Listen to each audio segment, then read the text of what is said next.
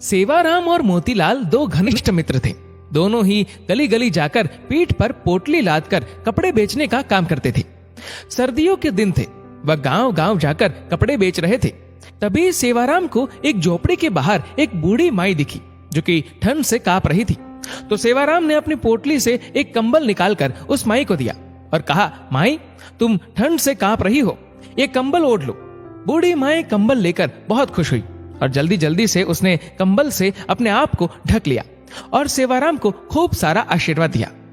तभी उसने सेवाराम को कहा, मेरे पास पैसे तो नहीं है, लेकिन रुको, मैं तुम्हें कुछ देती हूँ।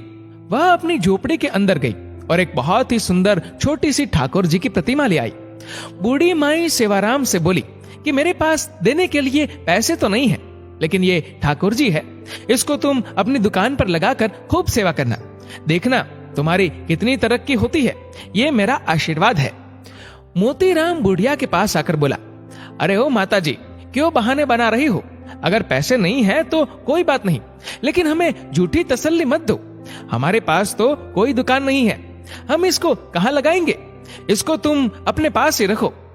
लेकिन सेवाराम, जो कि बहुत ही नेक दिल था और ठाकुर जी को मानने वाला था, वह बोला, नहीं नहीं माता जी, अगर आप इतने प्यार से कह रही है तो ये आप मुझे दे दो, पैसों की आप चिंता मत करो। सेवाराम ने जल्दी से अपने गले में पड़े हुए परने में ठाकुर जी को लपेट लिया और उनको लेकर चल पड़ा। बुढ़िया दूर तक उनको आशीर्वाद दे रही थी, हरि तुम्हारा ध्यान रखेंगे, ठाकुर जी तुम्हारा ध्यान रखेंगे।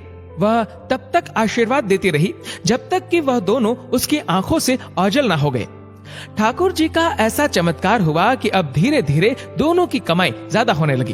अब उन्होंने एक साइकिल खरीद ली और साइकिल पर ठाकुर जी को आगे टोकरी में रखकर और पीछे पोटली रखकर गांव गांव जाकर कपड़े बेचने लगे।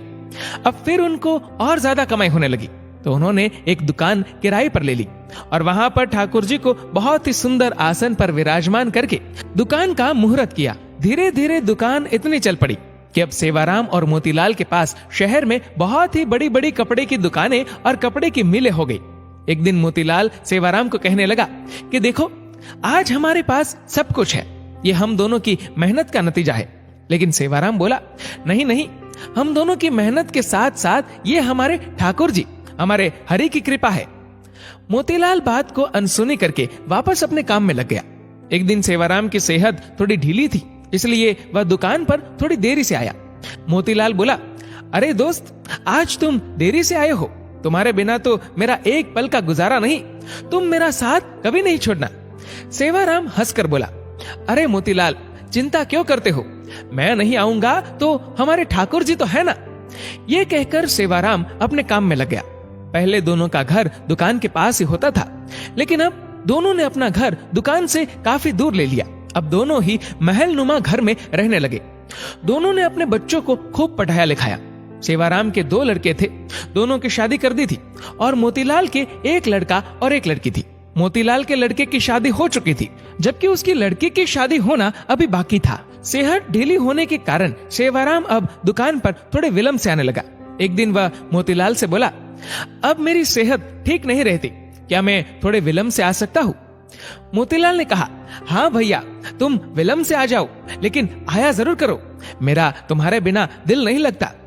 फिर अचानक एक दिन सेवाराम 12 बजे के करीब दुकान पर आया, लेकिन आज उसके चेहरे पर अजीब सी चमक थी, चाल में एक अजीब सी मस्ती थी, चेहरे पर अजीब सी मुस्कान थी। वह आकर गद्दी पर बैठ गया। मोतीलाल ने कहा, भैया, आज तो तुम्हारी सेहत ठीक लग रही है। सेवाराम बोला, भैया, ठीक तो नहीं हूं, लेकिन आज से मैं बस केवल 12 बजे आया करूंगा और 5 बजे चला जाया करूंगा। मैं तो केवल इतना ही दुकान पर बैठ सकता हूँ। मोतीलाल ने कहा, कोई बात नहीं, जैसी तुम्हारी इच्छा। अब तो सेवाराम रोज 12 बजे आता और 5 बजे चला जाता, लेकिन उसकी शक्ल देखकर ऐसा नहीं लगता था कि वह कभी बीमार भी है। लेकिन मोतीलाल को अपने दोस्त पर पूरा विश्वास था कि वह झूठ नहीं बोल सकता और मेहनत करने से वह कभी पीछे नहीं हट सकता। एक दिन मोतीलाल की बेटी की शादी तय हुई, तो वह शादी का निमंत्रण देने के लिए सेवाराम के घर गया। घर जाकर उसको उसके बेटे, बहुए, सेवाराम की पत्नी सब नजर आ रहे थे, लेकिन सेवाराम नजर नहीं आ रहा था। उसने सेवाराम की पत्नी से कहा, भाभी जी, सेवाराम कहीं नजर नहीं आ रहा, उसकी पत्नी एकदम से हैरान होती हुई बोली, ये आप क्या कह रहे हैं? तभी वहां उसके बेटे भी आ गए और कहने लगे, काका जी, आप कैसी बातें कर रहे हो? हमारे साथ कैसा मजाक कर रहे हो? मोतीलाल बोला कि मैंने ऐसा क्या पूछ लिया? मैं तो अपने प्रिय दोस्त के बारे में पूछ रहा हूँ। क्या उसकी तबीयत आज भी ठीक नहीं है? क्या वह अंदर आराम कर रहा है? मैं खुद अंदर जाकर उसको मिल आता हूँ। मोतीलाल उसके कमरे में चला गया, लेकिन सेवाराम उसको वहां भी नजर नहीं आया। तभी अचानक उसकी नजर उसके कमरे में लगी सेवाराम की तस्वीर पर पड़ी। वो एकदम से हैरान होकर सेवाराम की पत्नी की तरफ देखता हुआ बोला, अरे भाभी जी, ये क्या? आपने सेवाराम की तस्वीर पर हार क्यों चढ़ाया हुआ है? सेवाराम की पत्नी आंखों में आंसू भरकर बोली, मुझे आपसे ऐसी उम्मीद नहीं थी भैया कि आप ऐसा मजाक करेंगे। मोतीलाल को कुछ समझ नहीं आ रहा था। तभी सेवाराम का बेटा बोला, क्या आपको नहीं पता कि पिताजी को गुजरे तो 6 महीने हो चुके हैं? मोतीलाल को तो ऐसा लगा कि जैसे उसके सर पर बिजली गिर पड़ी हो। वह एकदम से थोड़ा लड़खड़ाता हुआ पीछे की तरफ हटा और बोला, ऐसा कैसे हो सकता है? वह तो हर रोज दुकान पर आता है। बीमार होने के कारण थोड़ा विलंब से आता है। वह 12 बजे आता है और 5 बजे चला जाता है। उसकी पत्नी बोली, ऐसा कैसे हो सकता है कि आपको पता ना हो? आप ही तो हर महीने उनके हिस्से के मुनाफे के पैसे हमारे घर देने आते हो। 6 महीनों से तो आप हमें दुगना मुनाफा देकर जा रहे हो। मोतीलाल का तो अब सर चकरा गया। उसने कहा, मैं तो कभी आया ही नहीं। 6 महीने हो गए, ये क्या मामला है? तभी उसको सेवाराम की कही बात याद आई। मैं नहीं रहूंगा तो मेरे हरि है ना, मेरे ठाकुर जी है ना, वह आएंगे। मोतीलाल को जब ये बातें याद आई तो वह जोर जोर से रोने लगा और कहने लगा, हे ठाकुर जी, हे हरि, आप अपने भक्तों के शब्दों का कितना मान रखते हो, जो कि अपने विश्राम के समय मंदिर के पट 12 बजे बंद होते हैं और 5 बजे खुलते हैं। और आप अपने भक्तों के शब्दों का मान रखने के लिए कि मेरे हरि आएंगे, मेरे ठाकुर जी आएंगे, तो आप अपने आराम के समय मेरी दुकान पर आकर अपने भक्तों का काम करते थे। इतना कहकर वह फूट फूट कर रोने लगा और कहने लगा, ठाकुर जी, आपकी लीला अपरंपार है। मैं ही सारी जिंदगी नोट गिनने में लगा रहा। असली भक्त तो सेवाराम था, जो आपका प्रिय था। आपने उसको अपने पास बुला लिया और उसके शब्दों का मान रखने के लिए आप उसका काम खुद स्वयं कर रहे थे और उसके हिस्से का मुनाफा भी उसके घर मेरे रूप में पहुंचा रहे थे।